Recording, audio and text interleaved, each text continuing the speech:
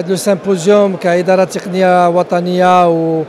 والجامعة الملكية المغربية لكرة القدم بيان سور غتكون استفادة على جوج اتجاهات. أولا نشوفوا داكشي كلشي اللي برمجناه دابا هذه 3 سنين وحنا على راس الإدارة التقنية ومع الرئيس ديال الجامعة الملكية المغربية لكرة القدم اللي دابا هذه 3 سنين ديالو، نشوفوا واش داكشي اللي درنا واش في المستوى اللي كتنتظروا الكونفدرالية الأفريقية ديال كرة القدم في التكوين ديال المدربين، في التكوين ديال الشبان، وحتى في الممارسة على إطار المنتخبات الوطنية.